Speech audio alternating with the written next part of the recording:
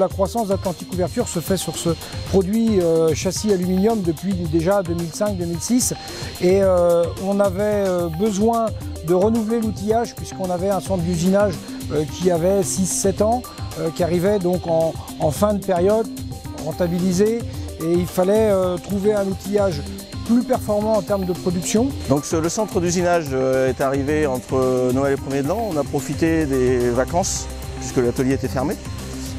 C'est quand même 4 semi-remorques. Donc on avait dégagé toute cette zone puisque forcément ça oblige à tout réorganiser l'atelier. Vous avez vu, il prend 23 mètres de long, donc ça prend beaucoup de place. On peut charger 10 barres de profilés alu, on les charge 10 par 10, on alimente au fur et à mesure.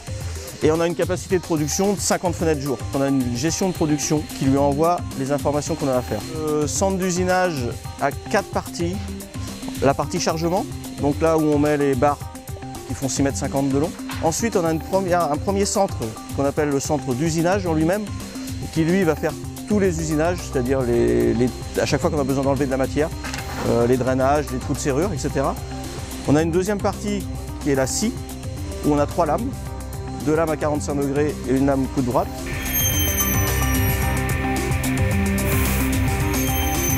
Et ensuite le tapis d'évacuation. En sortie, on a des profilés qui sont souvent coupés à 45 degrés, qui sont prêts à assembler. Normalement, on n'a plus d'usinage à faire dessus.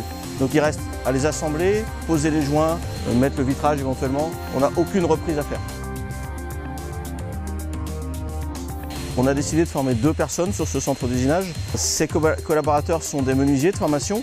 Ça va leur apporter quand même un confort de travail aujourd'hui, puisqu'on commence à avoir une capacité de production qui commençait à être très importante, avec beaucoup de manipulation, puisqu'auparavant il fallait prendre les profils plusieurs fois.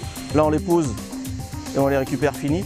Ils vont être aussi formés en maintenance, puisque je veux absolument qu'ils soient autonomes. Et on va aussi aborder la partie programmation. Et puis du coup ils vont monter en compétences et on pourra absorber des pics de production importants. Effectivement, on a parlé de productivité.